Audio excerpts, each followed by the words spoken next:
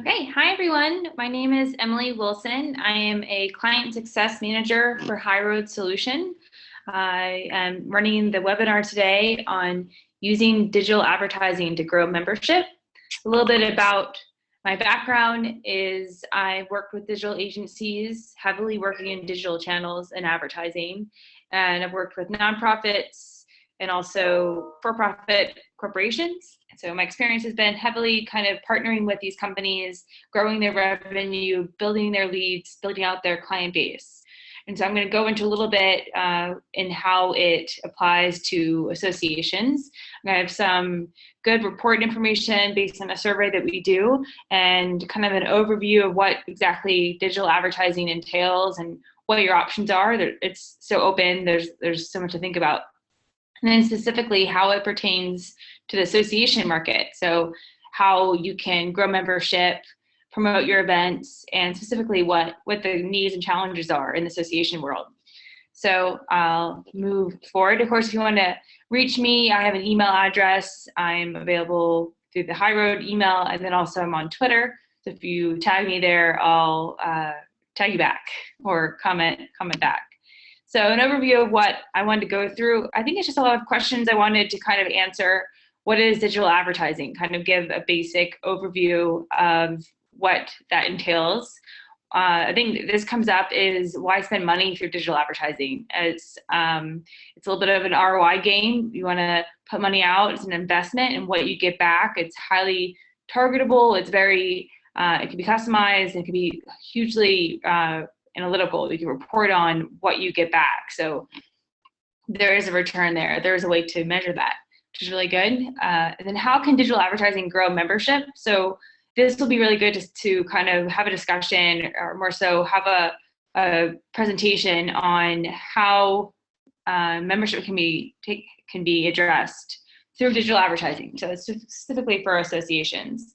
I have a little bit on who else is there. I just took a quick couple of screen grabs of all these associations that follow me because I'm on their sites or that I volunteer with, and I see their ads, and so they're out there. So I put a couple examples for everyone to see, get an idea.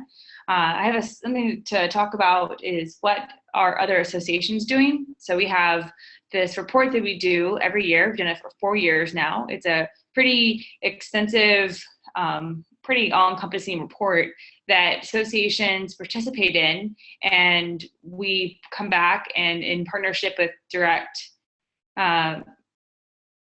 media, they come back with a report for us, and it shows how other associations are in the market handling their marketing.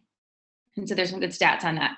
That's just been released this week, so I'll give some info on where to go find that also. And then what kinds of things can you do with digital advertising? So it's a good time to think about how to apply everything. So first, we kind of go an overview of what it is, and then how you can apply it. And then finally, how an agency can help. So we're an agency, we're partners with several several associations, and we do full service work as well as kind of onboarding onto certain platforms. So we kind of take the role wherever it's needed, wherever the opportunity lies, if we need to partner in strategic full service work with email and digital marketing for events or kind of anywhere across the board. And we specialize in associations, so it's really good. So I'll move into the overview of digital advertising. So I like to think of it as an investment. So you're investing marketing dollars into digital channels to gain ROI. Well, that's a kind of a mouthful. The idea is not only are you investing dollars into digital channels, you're measuring that. So it's highly measurable, and not just by impressions. A lot of times you'll hear your ad received 1 million impressions, which that doesn't mean a whole lot. It just kind of is a nice talking point when you think of brand awareness or awareness around an event or that sort of thing. The idea that you put a concept out there, you created an experience for your audience, and it received over 1 million impressions, which is relatively easy to do when you put a little bit of money behind it. But more so, what's even more interesting in investing these dollars and getting the ROI back. ROI is not just the actual dollar amount. It's kind of whatever the goal is that you want. If it's brand awareness, it may not be exactly dollars, but the value of acquisition by just having a lifted brand awareness. that can be measured by engagement with an ad, how long somebody was on your website, how long somebody engaged with your ad by way, if it's a video or an image. So lots of ways to think about that. And we'll go more into kind of the ad types that each of these offer, and then maybe a little bit thinking of what channel makes sense for you, which platform, is where your audience is, and kind of thinking like where your money be best spent for the best ROI. So these channels I'm talking about are Facebook, Instagram, Twitter, LinkedIn, great for B2B, great for our associations and professionals, and then Google AdWords. And I just threw in ad grants because I have specific experience with that, and it pertains to nonprofits. If you're an association with a 501c3, then you're qualified for even more ads without having to make the investment. You get free Google dollars, if you will. I'll go more into that. And then, so this is a concept that kind of Google came up with. It's in the I want to know moments, and I call them where your audience is. So what channel are they on what device they're on they're on mobile or television, well, not so much television, mobile or desktop, and in the moment they're there. So it could be, you want to catch them in the moment when they're waiting in line at the grocery store, or it's a commercial of a show and they check their phone. So these are micro moments. It's kind of like a term a little while back that Google kind of came up with, and they're doing programmatic advertising, which is kind of another AI use of technology to send ads to people. It's similar to AdWords, which I'll go into. And so these micro moments are kind of like this picture I have here, this guy walking down the street, checking his phone. It's in that moment. You can even target it locally based. So if you're an association based in a state, locality, or region, then you can specifically target those people in that area based on where they are when they're in that region, and it kind of catches them when it's the most relevant to that person. That's the idea behind that. And then, so this is the kind of concept here that I'm introducing, is we're shifting from this owned media mindset, which is your email, your database, all those thousands and thousands of emails that you send, well, email addresses that you send to, there's millions of emails that you send every year to your audience. That's an owned media category. And so we're shifting to this paid media model, which, when you think about it, you're paying for email by way of the platform that you're sending it through and the email account that you're sending it through. So it's still, it's owned in the sense that you own that database, you own that audience. But paid media is putting money behind a couple ways you can do it. You can put it behind the email list that you have as well and target those people. You're kind of casting a wider net, reaching a wider audience outside of that database that you already have, and capitalizing on the visitors to your website by way of retargeting and kind of all these methods. It makes for a greater impact on what your experience is across the web, where your millennials could be, where you're maybe not so much boomers. We may just want to retain them and reach them on different places. We can target them based on websites that they're on. So it's lots to think about and so much opportunity to do it. So I was going to kind of dive into each of the channels and kind of give a little overview of what is available there. So I have a little bit on each slide, but I'm just going to go a little bit deeper into, based on my experience and what's out there and what my research shows is most up to date, because all these times they're always changing and updating. For example, Facebook bought Instagram. So when you set up Instagram ads, you're setting them up through the Facebook ad manager. But really the idea here is to think about what your goals are with Facebook. You can set up likes, so you want to bring an audience with Facebook. You can set up web page visits, which I think is probably one of the better ones. You kind of want to drive traffic to your website based on that ad more so than building your audience in Facebook. Maybe Instagram, you want to build an audience. I think you get a wider net there for a younger audience sometimes.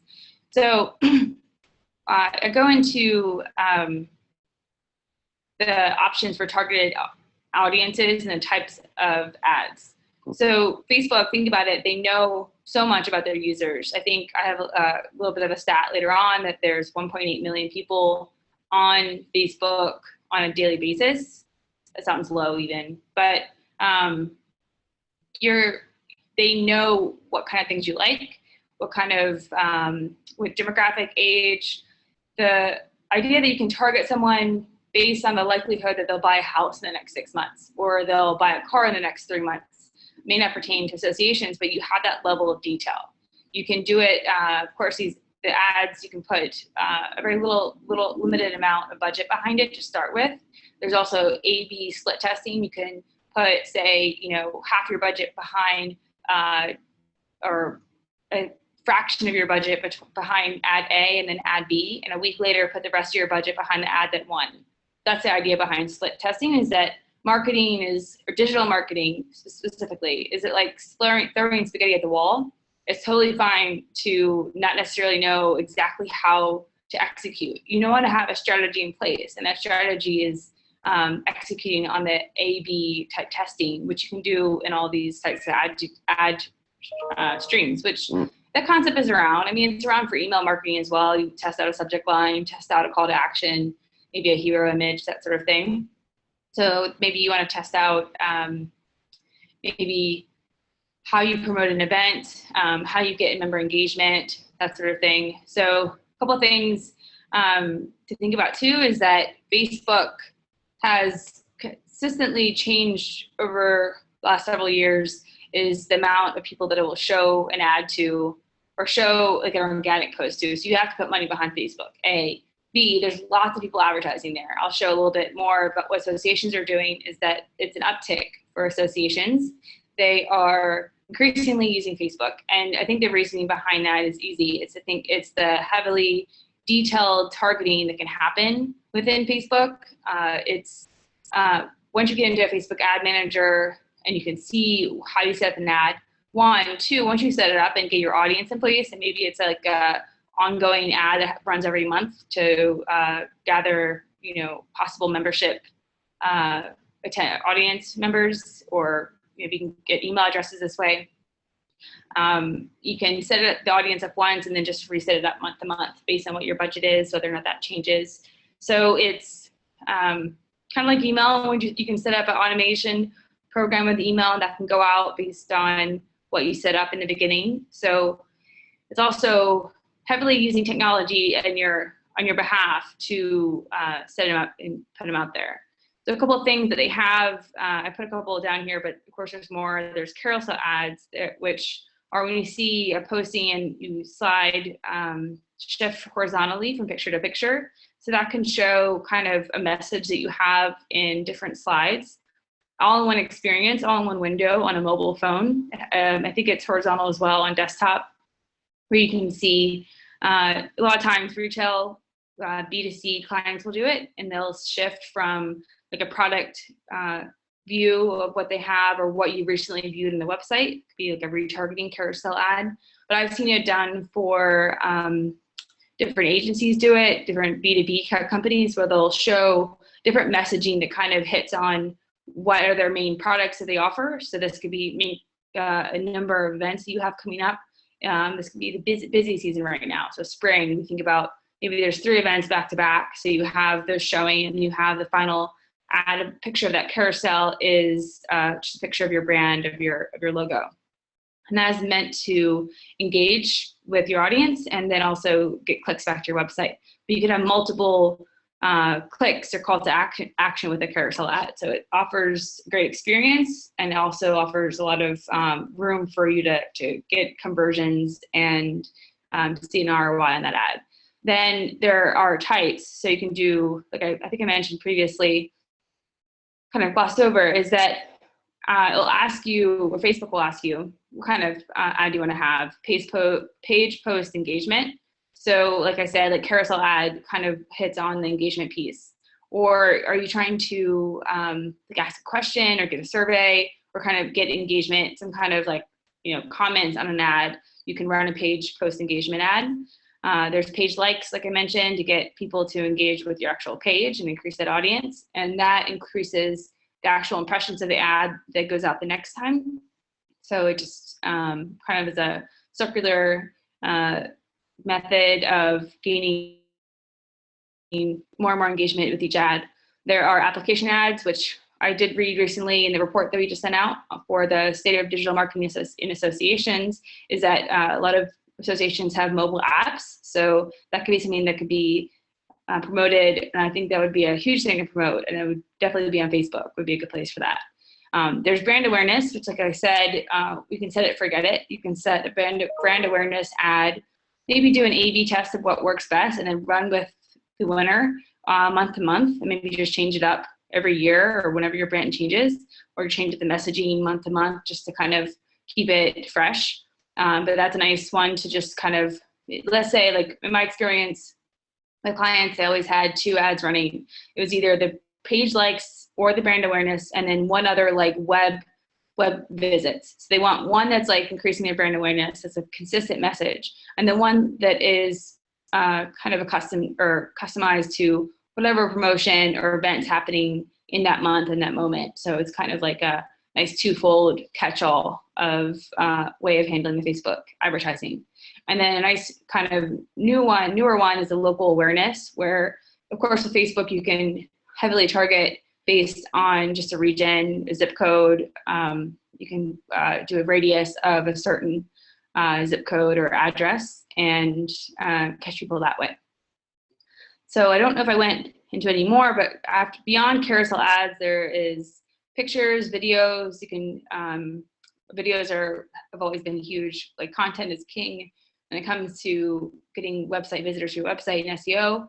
Like that, just like that, the video is huge on advertising on these channels. So both Instagram, I think you're thinking in terms of like a 60-minute video, maybe up to that length is a limit, but there are some options to think about. And so those are our types of Facebook. Then I go into Twitter ads. So Twitter ads are interesting in the sense that you can target a little bit differently. They're heavily done on, and it's changed a little bit. Like in the beginning, it was heavily just keyword. So if I was an association in the medical industry, I wanted someone who to be a possible member, maybe I would reach out to somebody who is chatting about getting, or maybe getting whatever the certification is. Sorry, I heavily work with CPAs a lot, so I'll switch over. CPAs need credits and accreditations in their industry, so you could target a keyword based on CPAs or CPEs that they're looking for to keep their letters in their name, their accreditations. But it's moved on since then. So beyond keywords, you can target by people by handles. So when you target by handles, you also target people who follow those handles. So recently I put an ad up, and there's a huge influencer in my market, so I definitely want to follow her. And then there's a couple other influencers that I threw in there, and then I can target them, and then people who follow them. That's a nice way of doing that. And then there's other ways of doing it, of kind of targeting with Twitter that lets you get more and more narrow, which you'll find with digital advertising that it's a little bit fun to make your audience. By audience, I mean you're picking these facets that you can choose, and they're based on the audience, and kind of close your audience down. It gives you estimates of how big your audience is. So it may be good to kind of have an idea of how big your audience should be, and kind of narrow it down. You don't want to have you want to have relevant content reaching your audience, is the idea. And so Twitter cards are an interesting piece. So you want to create a Twitter card. One, Twitter cards essentially are free. Two, when you create a Twitter card, you can promote it and make that your ad. So the first part of this is that in digital advertising or digital marketing for the Twitter cards is that it creates a rich text-based or rich media-based advertising within Twitter. And so you may have clicked on a video, clicked on a picture that expanded, clicked on an article. A lot of times these are Twitter cards that maybe news outlets put out there, or other types of advertisers are putting up there. So you may click to expand, and that is a Twitter card. If you were to share that, it would take all that rich media and share that within your text or within your tweet. So it still has like a same look and feel and a nice branded look, and also has a lot of the content that you had included in there. So it goes much further than 140 word count or character count within Twitter, character count. So to go a little further, you'll have like really interesting calls to action or really interesting copy that kind of leads the user to click on it and engage with it. And to go a little bit further, I think I may mention what types of Twitter cards there are. Types either they're objective-based campaigns, which gains followers or driving traffic to your website. So a lot of times, like I said, you may have two running, like with the Facebook. You want one gaining followers, like an ongoing just brand awareness type ad that's reaching new people in your audience and engaging with people. And then one that is around a promotion or something to drive traffic to your website to get those both those goals kind of met. Then a little bit deeper into this is there's this way to completely customize your own campaign. So you can even get a deeper, more relevant audience and have a campaign around, just a specific type of conference or whatever's happening and reach that audience or those potential people in that audience. And so there are several types of ads which start out as cards in Twitter. And there are the gallery card, lead generation card, photo card. And I'm saying all these to get right to the summary card. If you were to do Twitter cards, you most likely would start out with a summary card, which is never by default, but really what I mean is that it's the one that most everyone uses in the beginning. It's got like a good amount of copy by way of that. I mean, you have a header, kind of like a piece you can say about what the ad is to draw interest in. You have an image you can include, and then a little bit of detailed kind of copy that can go along with that to further drive interest and bring people to your website. And then finally is a website card. So these vary. I think there was actually a couple more, like a mobile app card if you have a mobile app.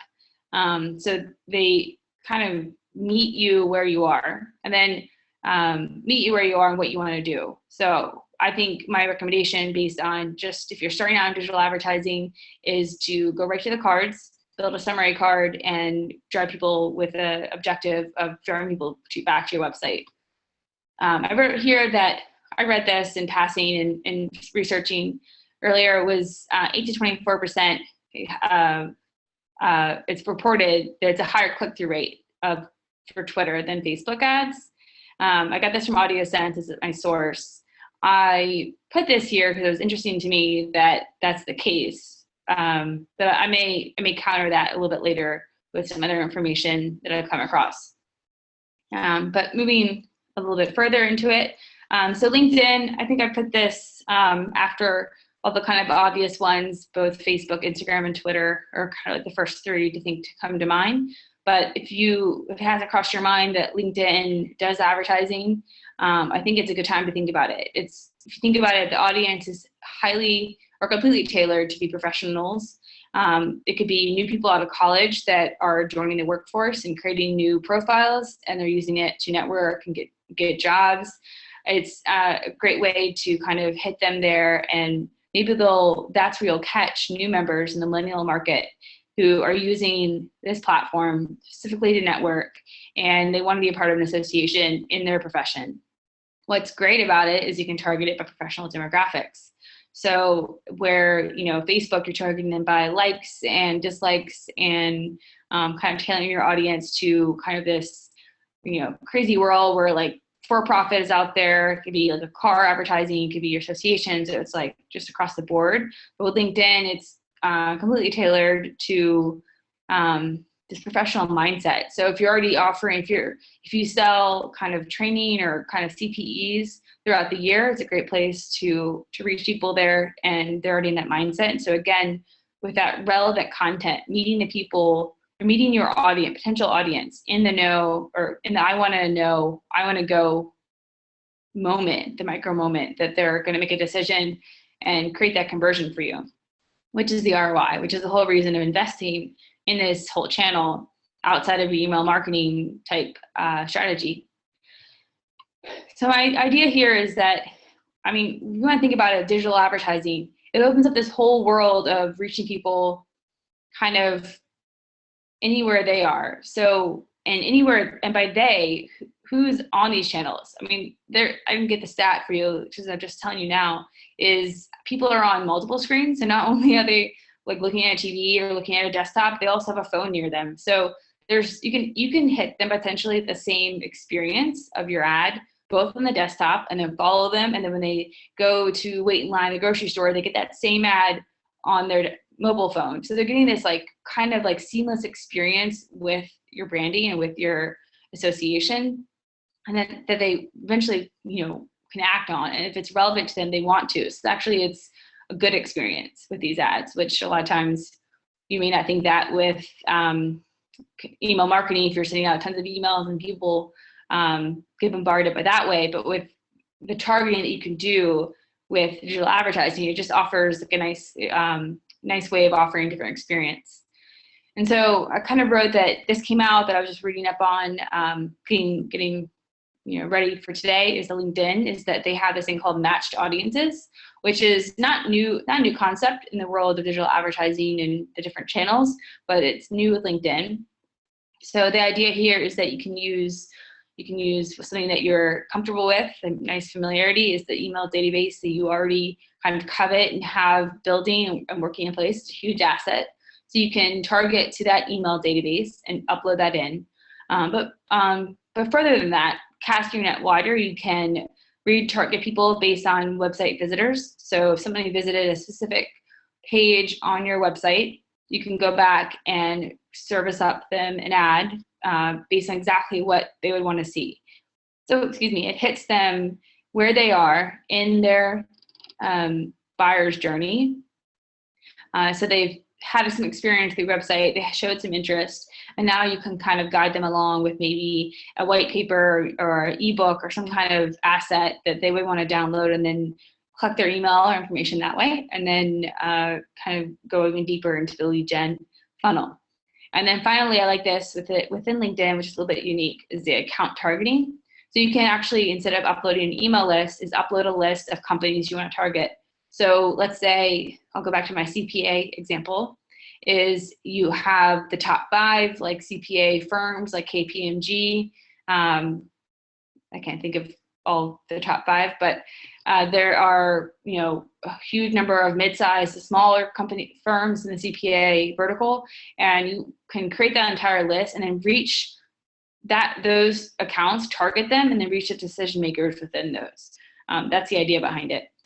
So it goes after those companies, it goes after the people that work for those companies, and services up your ads to them. Again, it's relevant. That might be a good one for membership marketing, is to reach these firms and the decision makers there that may, make the decision to make their whole firm members of your organization, which is really good.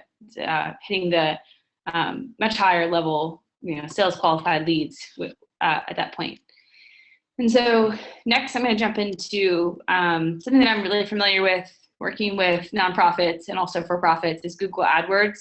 It's a really simple way to put some money behind either your SEO or your keywords that you're ranking for, or put up display ads. And it's called I have GD in here if you look at my second point, but that's the Google Display Network, which is any web real estate that Google kind of plays in, which is a lot of it, most everything, not everywhere, but so a lot of times if you're on like a news outlet site, if you're sometimes in some kind of many of these websites, they'll have ad space there. That goes to the ad auction, where the auction happens, the bids get placed, all with technology, algorithms, and AI. And in instant moments is when it's decided your ad gets serviced up. And the Google Display Network is specifically the banner ads. Should have said that, prefaced with that. So like I said, it's easily set up text and display ads going to Google Display Network, the GDN network, and they're highly targeted. So you can target, by that I mean, you can put increments of money, you do it by day, that adds up to whatever your budget is for the quarter or the month. And so you can target it by time of day. So you can do time-based advertising. So if you run ads and you run them 24/7, 7 days a week, and you find that all your audience is Monday through Friday, and they're only online between 9 to 5, which is pretty typical in B2B. But if you're in retail or something, and maybe you've done, like I did, clients in travel and leisure, and a lot of times their ads were heavily on the weekend, so people want to know about different specials happening. So you want to turn your ads off early in the week and maybe only turn them on at the end of the week. So your budget is only spent when your audience is there and it's most highly targeted, which is great. So target time of day, day of the week to get the most out of your ad spend. So also you can target by device. So you can increase your bid for mobile advertising, decrease your bid for desktop to kind of combat where people are. So a lot of times your Google Analytics will play a little part into how you choose how to spend your money within the Google Display Network or the Google Search Network, Google Search page. So a lot of times I'll just increase the bid for mobile across the board. Usually it's the case that people are more on mobile, so my spend to spend the most there. And so the idea here is you're attracting new traffic, new leads, and you're showing up where your audience is on the web, on what device they're using, the moment they're using it. So if someone is on their mobile, a lot of times that's where you're near when you want to do a search on Google. A lot of times people default to Google to search on, or Google to search on.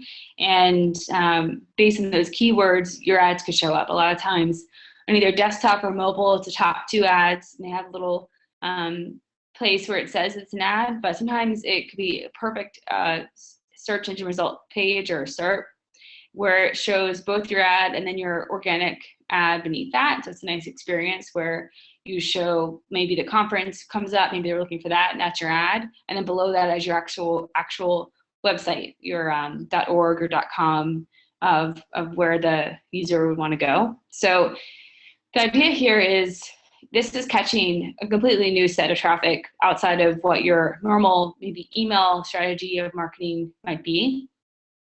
It's maybe you're reaching maybe not just millennials, but boomers and people that anyone who's using the search or the Google products.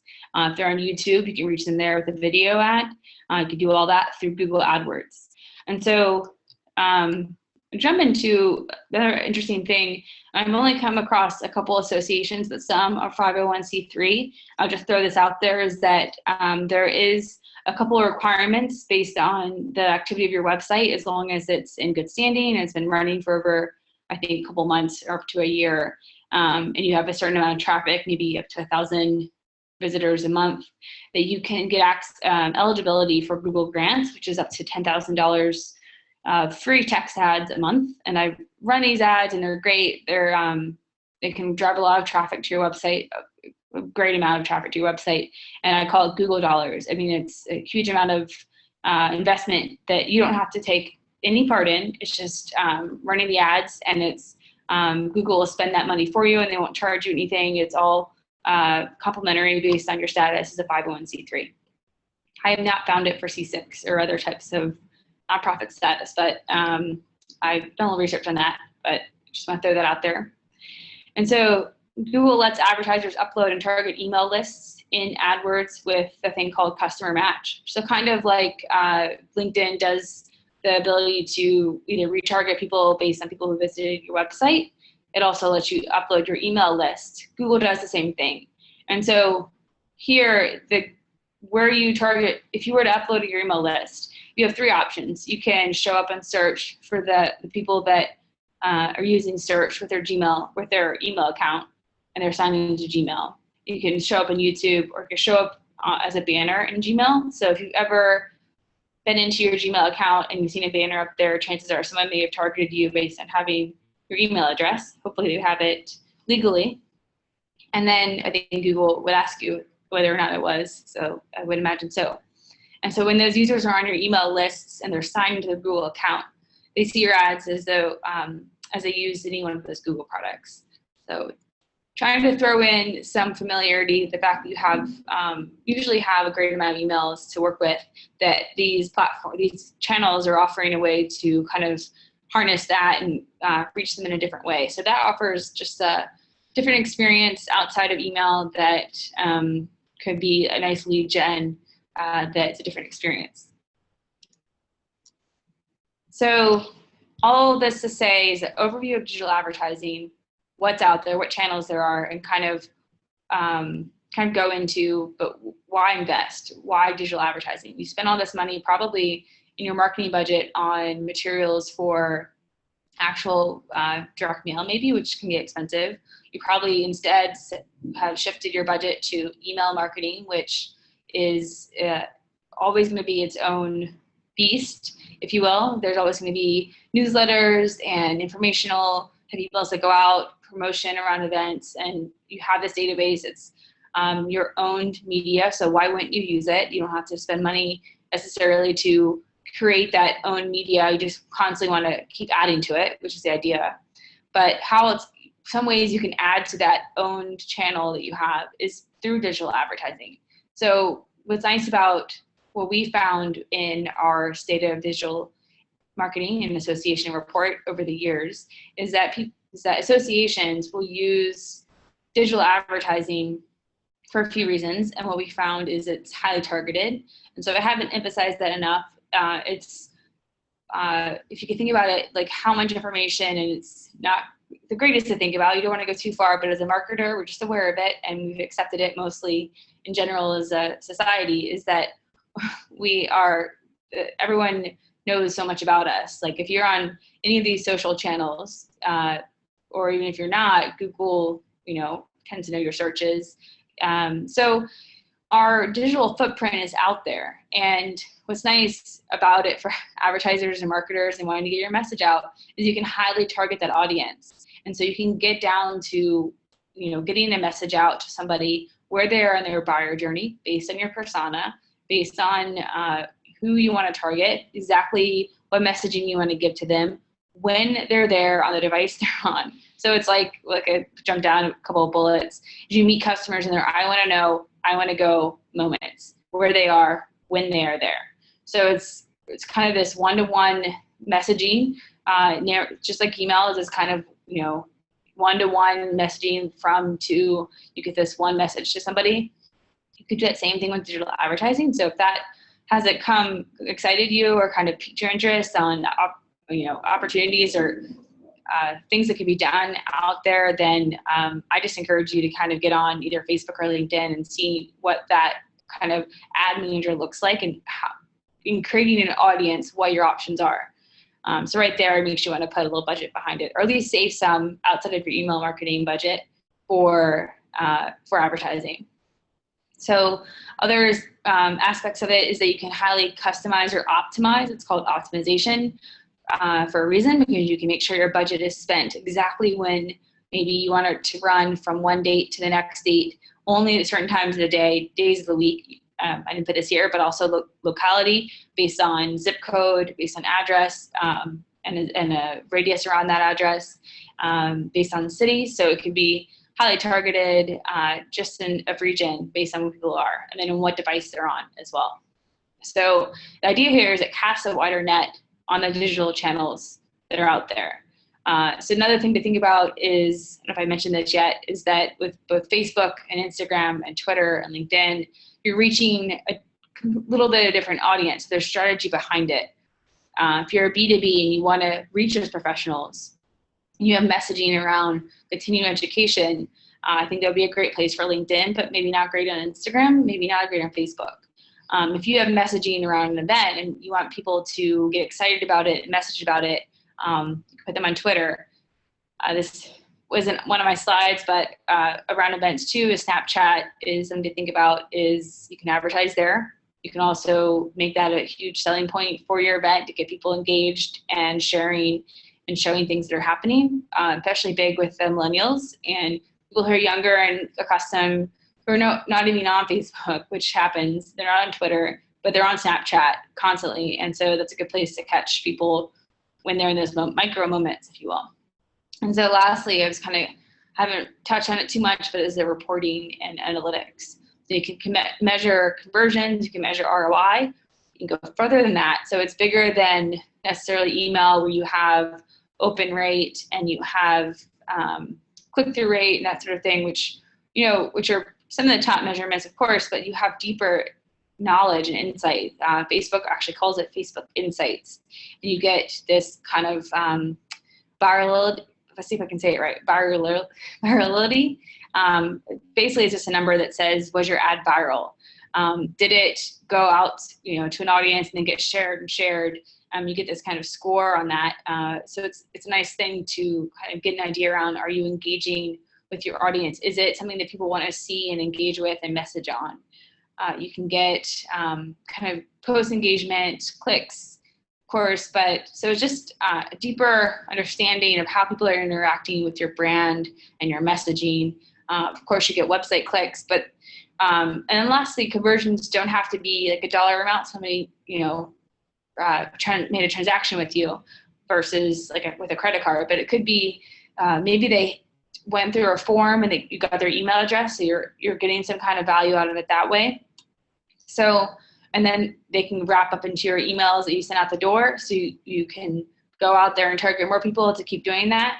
So, or you have a form, let's say, and you're trying to gather information or maybe a survey of what people are becoming members of associations, or what they're if you do research, maybe what they need to know, what their peak top interests are.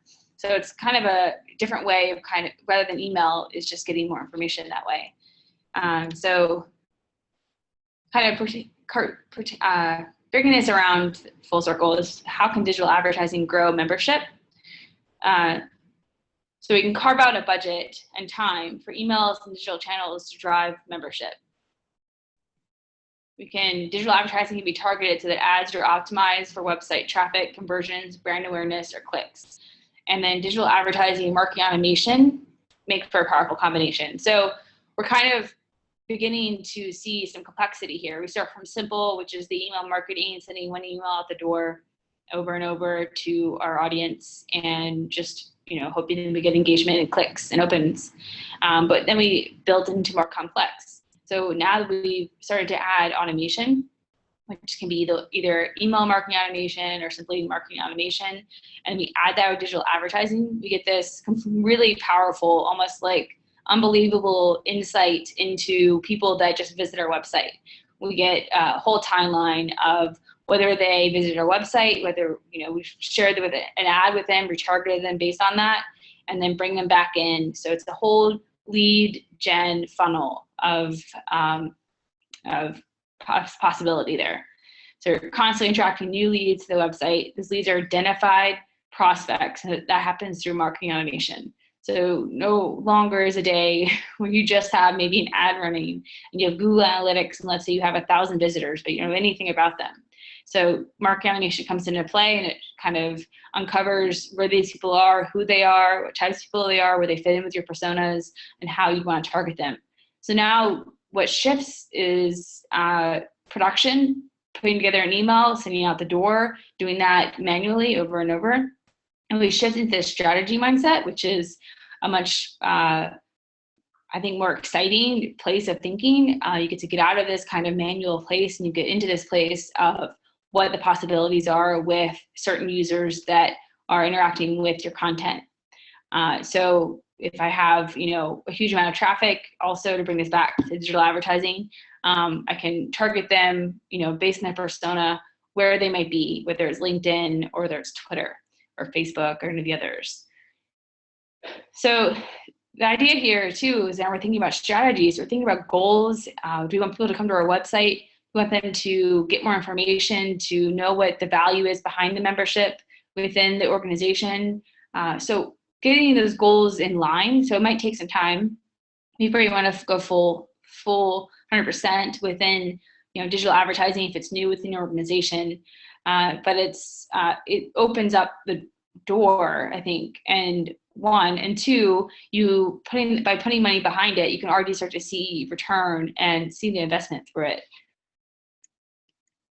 So like I said, we just debuted a report this week at the MMC conference happening in DC, and it's our 2017 State of Digital Marketing and Associations. It was just released, I think, yesterday. So I took a quick snapshot, quick snapshot of what some of those findings were within the digital advertising piece, and to show you what other associations are doing.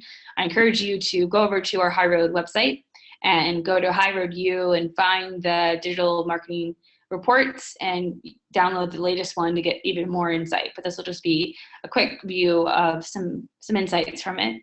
So we saw that one of the things on here is that one of the top 5 channels that associations use, of course, the top one is email marketing, and then maybe one of them was Google Analytics. But over the last 4 years, they haven't shifted too much. So what are our findings that are, you look at a glance, what does it mean for you? Well, within there, a little bit below email marketing, a little bit below using Google Analytics or banner ads, was Facebook advertising, Twitter advertising. And we found that for the second year in a row, the biggest increase is from Facebook paid advertising. And so I mentioned it earlier that it could pertain to the highly targetable audience you can make through it. So your ad spend is highlighted, and then you send out really relevant content to that audience. So if you can narrow it down to exactly who you want to see it, and then also the options for advertisement. So it can be retargeting. So someone has been on your website, that ad will find you on Facebook. It totally will. And so here as well. In here, just what I was talking about, that the top 5 were email and newsletters, Facebook and Twitter, and then email marketing software, I guess, can be automation software or platforms that are used. And so those haven't changed too much. I think the takeaways here are looking a little bit on the right side of the Facebook paid advertising, like I mentioned, and so some opportunities here. What other associations are doing to improve this show where you might be moving next, where you can be innovative and kind of cutting edge. I think are some this is like my feed, my life. I volunteer with AIGA Hampton Roads. It's American Institute of Graphic Artists. And I know that they have a lot of events. That's where they advertise. So right now they have one coming up, I think, next week. And so I was trying to give an example. That one's on Facebook. In the center, I have American Marketing Association of Hampton Roads. That's another event that's coming up. So a lot of times these are events. They catch me where I am in the moment that I'm looking at it. So it's really relevant. They know me. And then another example is a advertisement on Instagram from American Association of Clinical Chemistry. So they're giving just like kind of a brand awareness, which is the goal probably here is to go to the website and click on their website and learn more about them. So these are just some examples, to visualize like what's available, what's there, what imagery, what copy, what interesting ways are people pulling you in on these platforms, both on Instagram and Facebook. And then, of course, there's other options. They're harder to grasp sometimes, Twitter and LinkedIn. So to get you thinking, why digital advertising? Why put money behind it? Well, it's highly targetable. You can measure. We went over what digital advertising is, what the options are, the endless possibility of how you target, what your goals could be, and then kind of thinking about now what kinds of things can you do with digital advertising. So tying it back to associations and what your goals might be. A lot of times events are huge. It's how you engage with your members kind of face to face. It's how you bring value to members, and then also potentially get new members to see the value and join. So promoting events also are these huge endeavors that take up a lot of resources. And so you need to put some kind of marketing budget behind that and a strategy to kind of make that solvent and bring that full circle.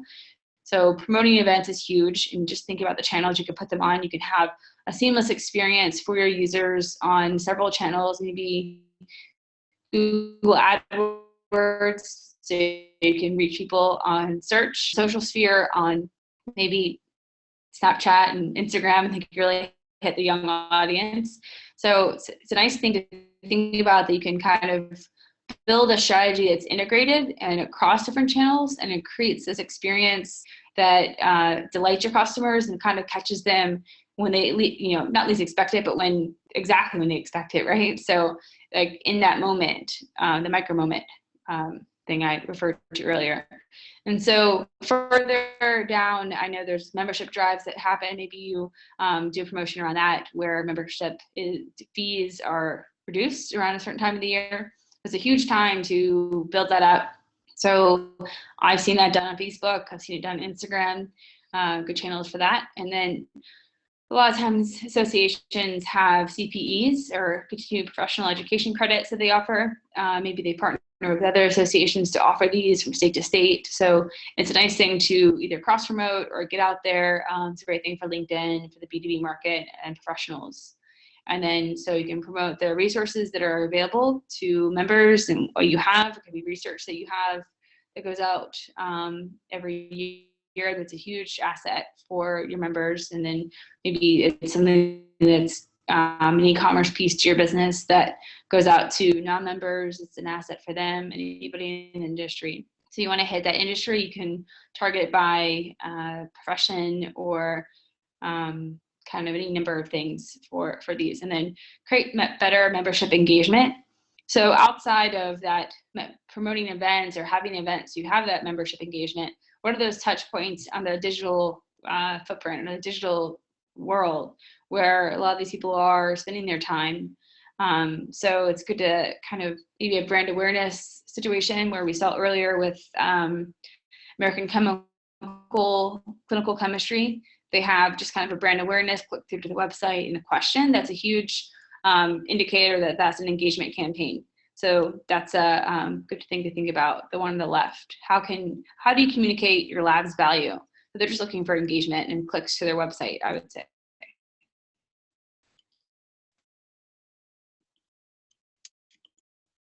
So lastly, how can agencies help?